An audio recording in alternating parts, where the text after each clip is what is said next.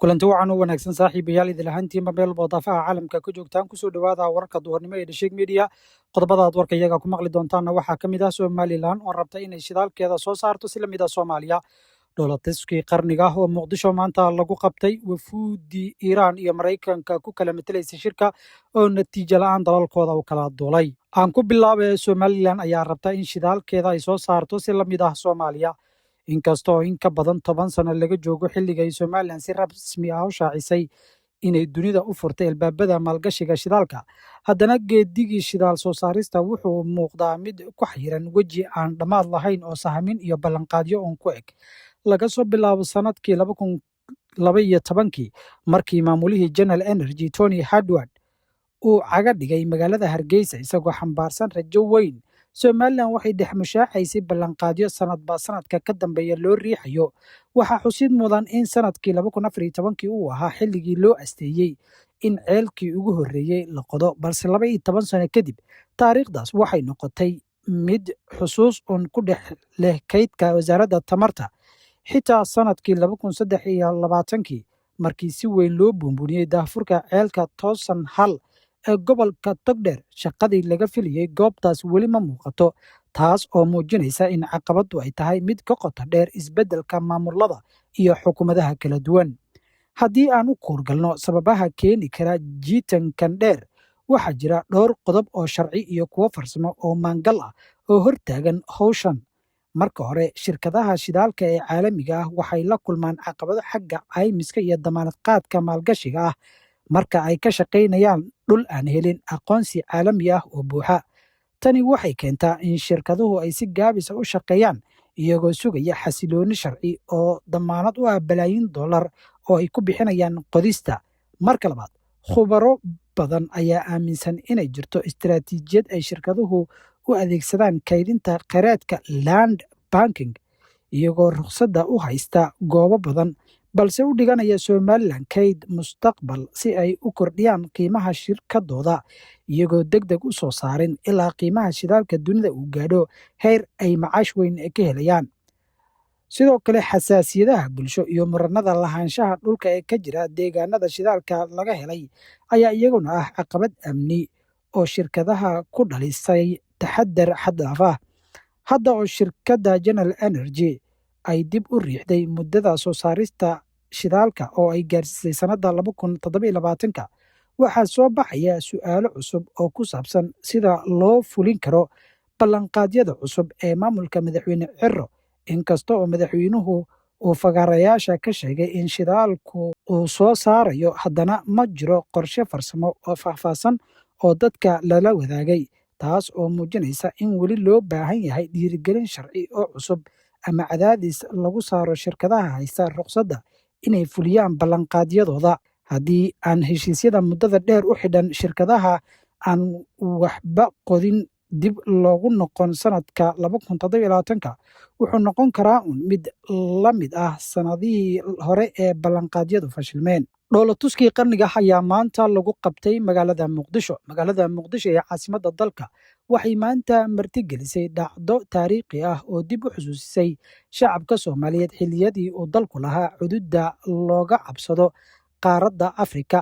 xuska sanad guurada 66aad ee aasaaska ciidanka xoogga dalka ma ahayn keliya dabaaldeg caadi ah, balse wuxuu ahaa bandhig xooggan oo lagu soo bandhigayay dhiig cusub iyo muruqa muuqda ee qarankan dib u soo curanaya, islamarkaasina sharafkiisii la soo laabanaya. fagaaraha lagu qabtay dhoolatuska waxaa lagu soo bandhigay ciidan tiro iyo tayo ahaanba u diyaarsan heerka ugu sarreeya ee tababarka militarigana sita, iyadoo indhaha caalamka iyo kuwa shacabkaba ay soo jiidatay saanadda ciidan ee aadka u culus oo isugu jirta gaadiidka gaashaman iyo qalabka casriga ah ee isgaadhsiinta dagaalka. waxaase dhoolatuskan u yeelay xamaasadda gaarka ah korna u qaaday rajada shacabka waxay ahayd markii ugu horreysay muddo 10 sano ah ayaa waxaa lagu dhex arkay hawada Soomaaliya diyaaradaha dagaalka ee ugu horumarsan dunida. waxaa si xarago leh u dul heehaabayay diyaaradaha qumaatiga u kaca, diyaaradaha aan duuliyaha lahayn ee droniska loo yaqaano, iyo dhawaqa xooggan ee diyaaradaha dagaalka ee F-16. Bandhigan oo kale dalka waxaa ugu dambeysay ka hor burburkii qaranjabka, waxaana maanta Muqdisho laga dareemayay jawi u eg xilliyadii ay ciidamada Soomaaliya ahaayeen libaaxyada Geeska Afrika. Guulaha isdaba joogga ah ee ciidanku ka gaadheen dhufaysyada cadowga waxay marag u yihiin in geesiyaashu ay u taagan yihiin badbaadada dadka iyo dalka, iyadoo dhoolatuskani uu fariin cad u ahaa saaxiibada iyo cadowgaba, taas oo ah in Soomaaliya ay dib u dhistay xuduudeedii difaac. Inkasta oo ay yididiiladu aad u sarreyso, haddana waxaa jirta fariin muhiim ah oo u baahan in lagu dhiirrado si awooddan curdunka ah ee maanta soo muuqatay ay u noqoto mid waarta.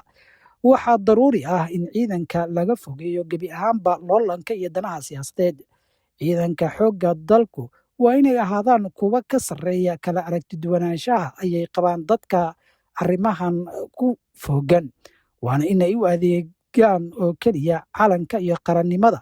Haddii laga ilaaliyo in lagu dhex daro khilaafyada gudaha, ciidankan hadda la qalabeeyey waxay awood u leeyihiin inay noqdaan kuwa ugu horreeya ee qaaradda Afrika laga xushmeeyo awooddooda iyo anshaxooda. Wadahadalladii Iiraan iyo Maraykanka oo lagu kala kacay iyo sababta fashilka soo dedejisay oo la ogaaday.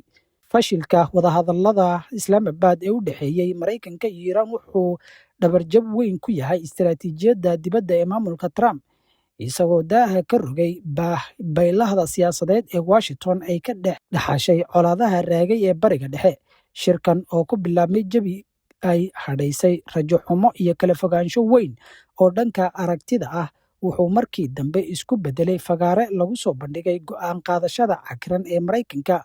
Maamulka Trump ayaa ku guuldarraystay inuu keeno qorshe lagu qanci karo oo lagu xallinayo caqabadaha waaweyn ee horyaalla, taas oo keentay in wadaxaajoodyadu ay ku soo dhammaadaan ismariwaa iyo eedeymo labada dhinac. Gudaha maamulka Trump waxaa jiray kooxo sirdoonka iyo amniga qaranka u badan oo si quus ah u doonayay in shirkani guulaysto, balse ma ahayn ujeeddo nabad raadin ah ee waxay ahayd isku day looga baxayo dhiigbaxa joogtada ah ee ka dhashay loolanka aan dhammaadka lahayn ee ay Iiraan kula jiraan. Dagaalka huwanta ay ku qaadeen dalka Iiraan waxa uu u muuqday mid 40kii cisho ee uu socday fashil weyn dhabarka u saaray Israa'iil iyo Maraykanka oo isku garabsanayay dagaalkan, iyagoo filashadoodu ay ahayd in dagaalkan uu guul degdeg ah u keeni doono islamarkaasina ay jilbaha dhulka ugu dhufan doonaan dalka Iiraan. Wadahadallada oo saacado badan qaatay ayaa u muuqday kuwo aad u adag, iyadoo qodobada ugu waaweyn ee laga doodayay ay ahaayeen nukleerka Iiraan, marinka Hormuz, iyo gantaallada riddada dheer ee ay Iiraan ku hubaysan tahay. Maraykanka ayaa la gol yimid in qodobadaas ay u yihiin kuwo lama dhaafaan ah, halka Iiraan ay iyaduna sheegtay in ay qodobadaasi wax gorgortan ah ka gelaynin, islamarkaasina aysan wax wadahadal ah uga bannaanayn Maraykanka in uu ka geliyo. Ugu dambeyn, shirka oo noqday mid aad u adag, Islaamabadna muddo 22 saacadood oo xiriir ah ka socday, ayaa fashil ku soo dhammaaday, iyadoo waxa hadda la sugaya uu yahay dagaalka oo mar kale dib u qarxa, iyadoo natiijada dagaalkanina ay noqon doonto mid la ogaado muddada uu socdo marka uu dib u bilowdo. Maraykanka iyo Israa'iil ayaa durba bilaabay in ay isku diyaariyaan, iyadoo la arkayay diyaaradaha Maraykanka ee shidaalka qaada oo ku degaya garoonka Ben Gurion ee dalka Israa'iil ama caasimadda Israa'iil ku yaalla, halkaas oo laga wado abaabulka dib u curashada dagaalkii 40 maalmood socday ee 2 toddobaad xabad joojinta ah lagu soo gabagabeeyey. Guud ahaan daawadayaal, waxaa intaasi inooga eg warkii duhurnimo ee Dhasheeg Media.